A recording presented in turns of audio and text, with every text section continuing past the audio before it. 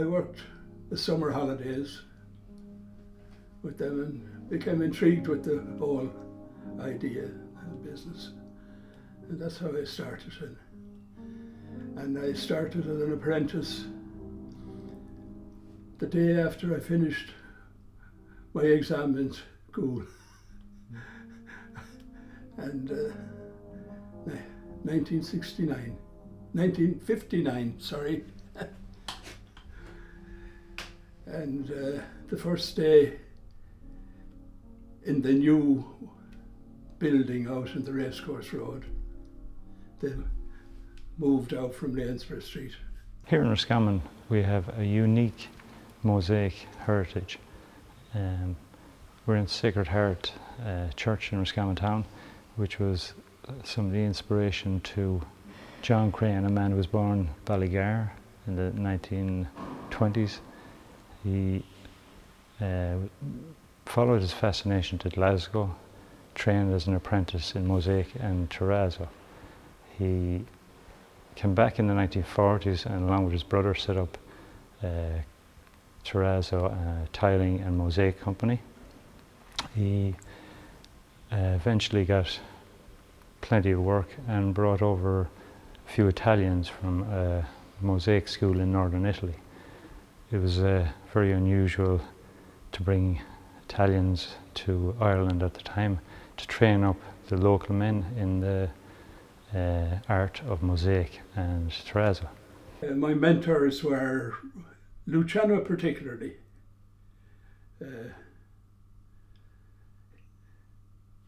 He was one of these people, he'd watch what you were doing and the next job he'd give you was a little step up and a step up. Working shortly before he died, actually, in his 80s. I loved working with the man. He was as near to a saint as I ever knew.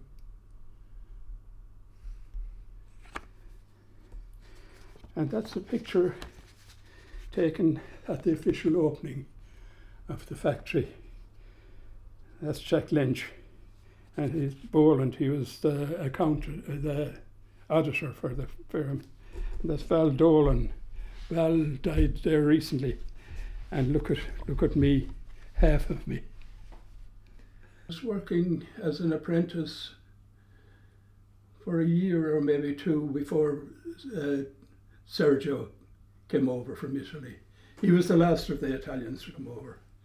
Luciano and Romeo were the first two that came over in 1948. Then Tullio, and in 1960, I think it was, or 61, Sergio came over. Sergio and myself would be around the same age. We became great friends. Many local people getting trained up and learning the art of mosaic, terrazzo, and led to exports to all over the world. My own uncle was part of that. He went in as an apprentice himself in Paddy Harrington. Liam Feely is his name, and he trained up and ended up in Nigeria twice working, installing mosaic over there.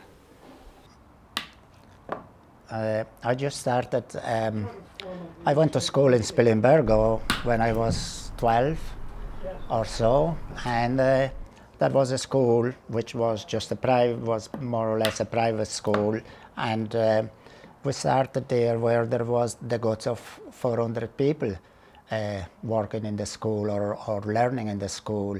And I spent 5 years, and after the 5 years there were just about only 28 of us which finished all the courses. And at that stage I was at home, and I worked in Italy there in a place for about a few months, and then there was a call from Luciano De Paoli to the school where I went, and a teacher from the school, Sergio, said, "Look, there is a job available in Ireland. Would you like to take it up? It's in mosaic, artistic mosaic." And I thought, it was a good good way to go, and through the teacher and Luciano, which was already employed in Irish Mosaics, I came over, which it was St. Patrick's Day, 1961, and I came over to Ireland, and in a place where I was slightly, how would you call it, out of my comfort, but eventually I just kept going with the lads, and it was a good place to come, because I was doing my job, what I learned to do, and I was in a new country where I could learn something different. It was nice, tough, but then again, I got to know, as I said, all the lads, and I enjoy it. It's a place that I enjoy what I've done. I'm here now quite a good while, as I said, from 1961. It was a place where Irish Mosaics was a company that was unique, if you want to call it, for artistic mosaics outside possibly of Italy, because it was different. There was a lot of employment for the town. There was the goods of possibly 35, 40 people employed, maybe more. And the town was doing well. And the young lads stayed here, basically, maybe not to be moving, going to England or whatever. Then eventually Irish Mosaics was closed, was taken over, the old boss died, and we just started on our own and doing our own artistic mosaic for a good few years. You have an art, a craft and a trade, basically, and very few go through the whole three. Some specialise in the arty end, art end, some in the craft end, which would be putting the tesserae together to make up the mosaic, and the trade in fixing the mosaic in place, working in the churches and cathedrals and those wonderful places, spaces.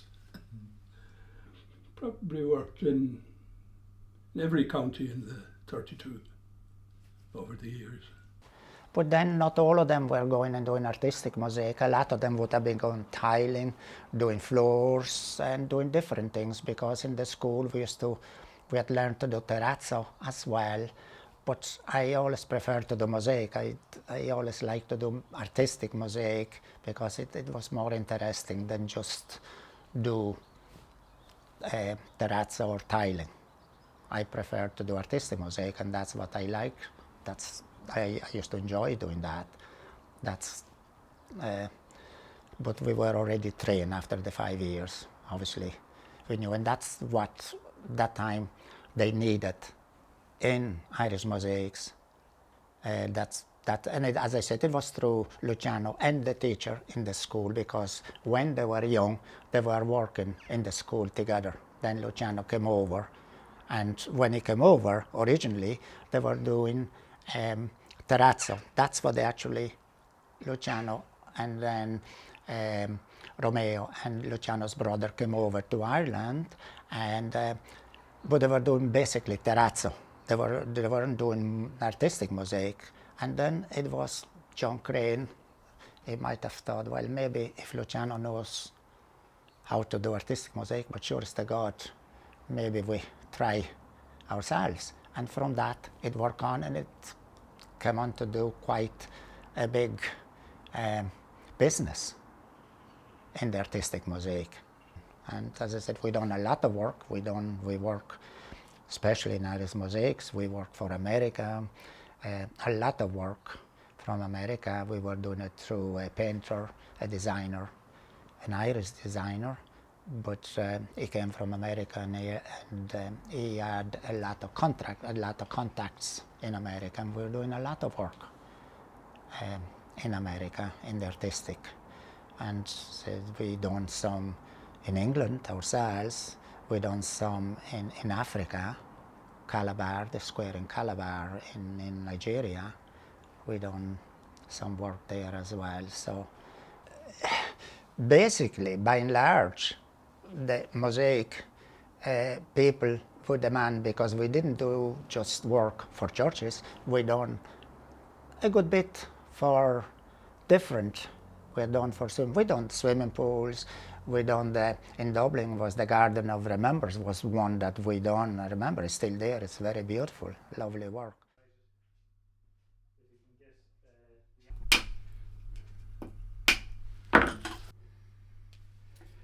I can cause it to fit into whatever shape required.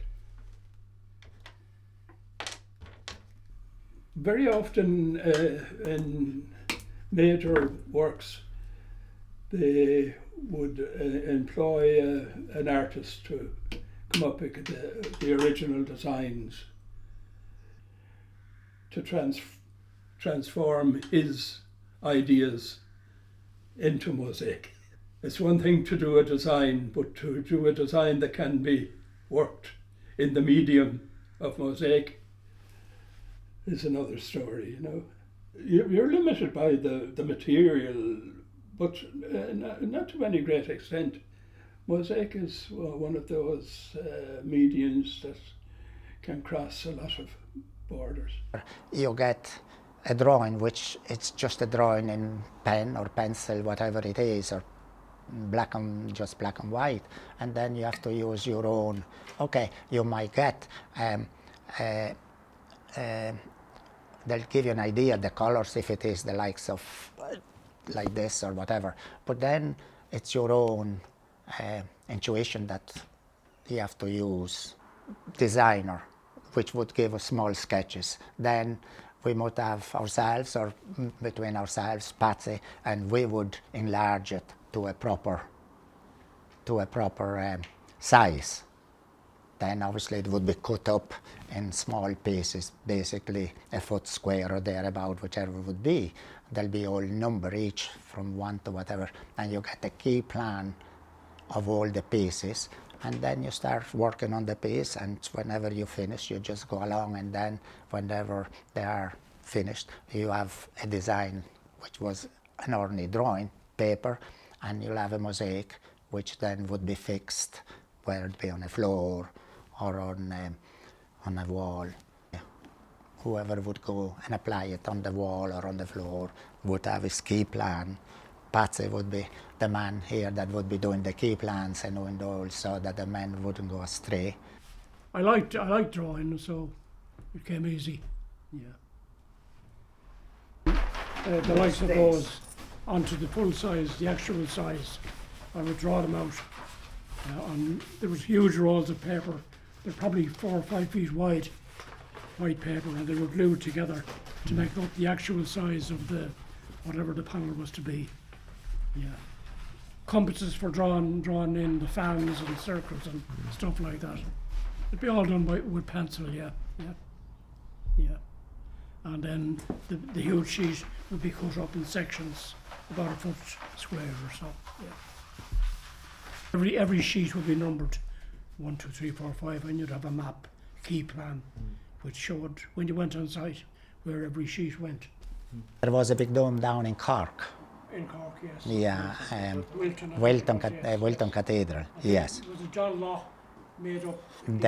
He made up the trusses, or they made up a frame where, as I said, the same as the dome, and then the mosaic. Because when it went on site, as I said, as Patsy would say, if it is a dome, you can't have it just straight like that. It has to be fitting like that. So the designs will slightly change as well. Yeah. You can't just have a straight thing and then, it has to be actually done exactly the paper on the.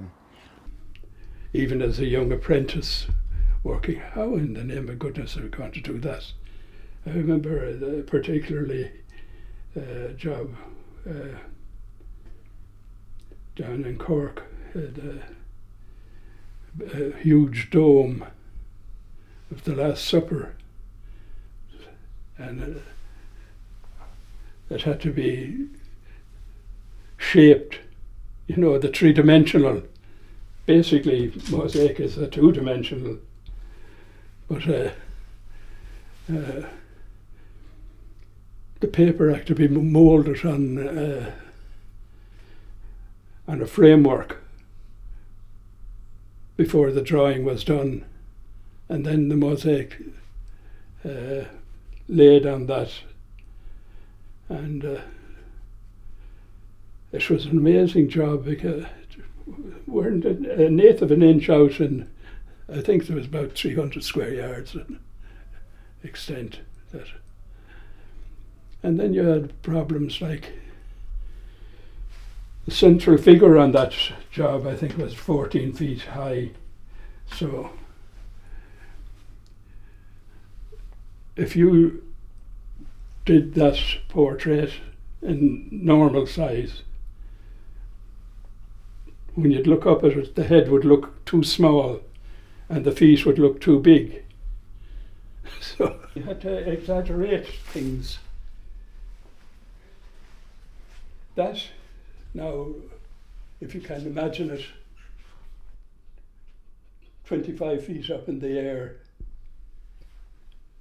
if you didn't have it as exaggerated as that, it should look nothing. It's amazing. I'm not by nature a patient person, but when I sit at my block, I have endless patience. When I'm putting something together, creating a little work of mosaic, I seem to have all the patience in the world.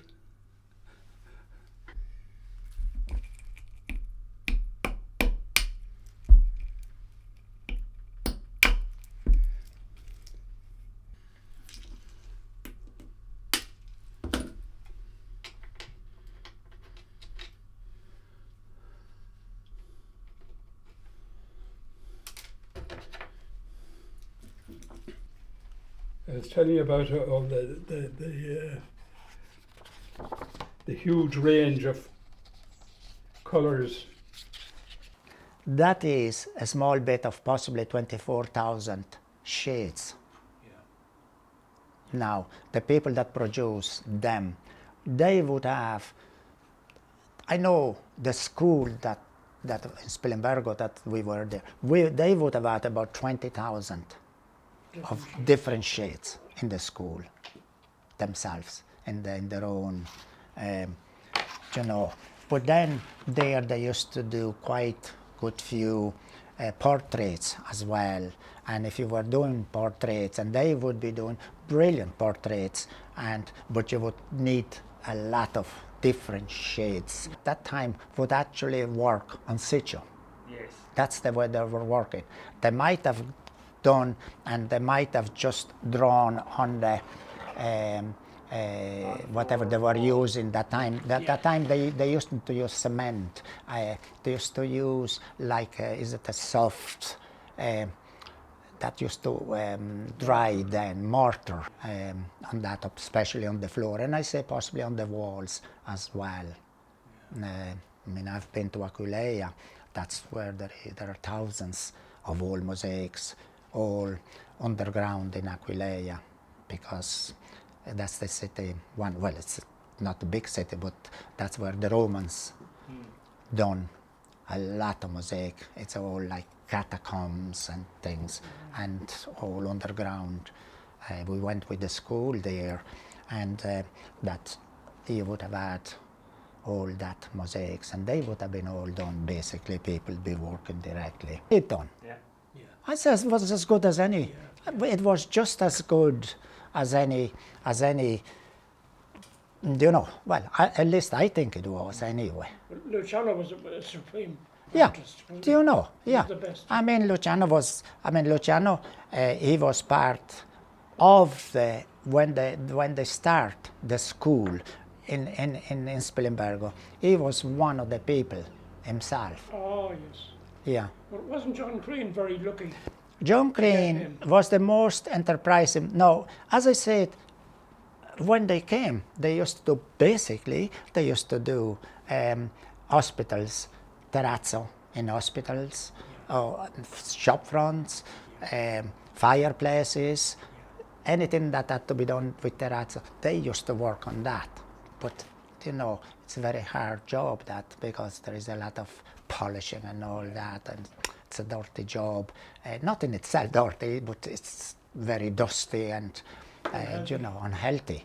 And then, as I said, John Crean must have had a sparkle, or he must have got something with some priest and said, "Japers." In fact, the first job, what did I tell you? It's in Ballinlaw.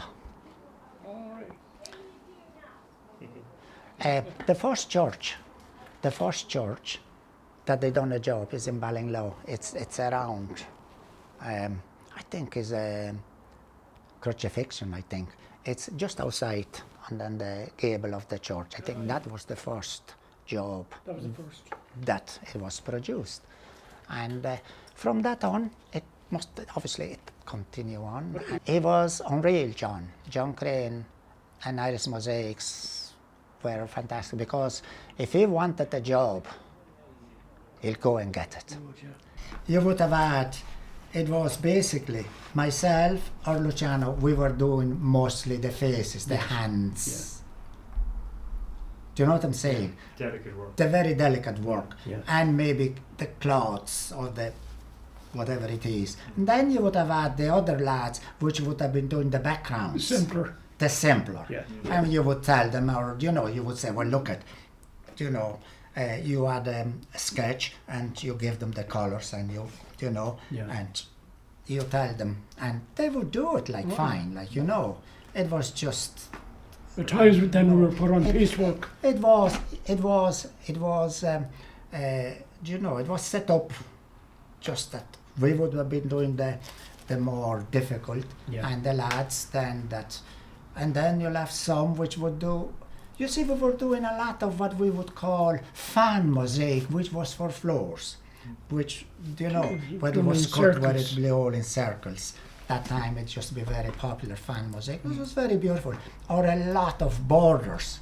Yes. Like, you know, especially in churches, there was, if there was a floor, normal, it would have a border around, like a flower or leaf, or a leaf border, or slightly different, so many different borders, where you would have to cut still, you know, the mosaic had to be cut. They were assembling this type of mosaic on a frame. There was a frame, and these were all marked out on it.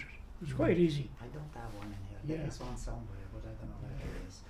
But that would have been used a lot in floors, shop floors. Yes. Yeah. A lot of us left in '63. A Dublin firm was looking for mosaic fixtures. Kevin Street Tech was built at that time, and there were thousands of yards of mosaic. So we went to Dublin.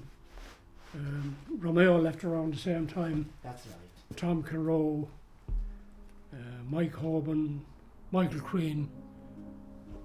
We all left around that time. Well, the money in Dublin was far superior. They left us with nothing, and they went Well, up. I wasn't a big loss now, but Romeo was certainly, he would have been a loss. Yeah. Most of us then started working on our own, tiling contractors. Romeo stayed in Dublin, and he retired eventually back to Italy then. There was so many tilers in Roscommon. My dad was always saying you could never get a good price for a job. Too many. It was an interesting life. Met wonderful people and worked with wonderful people, artists and craftsmen. And Well, yeah. You know, there was great camaraderie, and we used to have great then in the evening.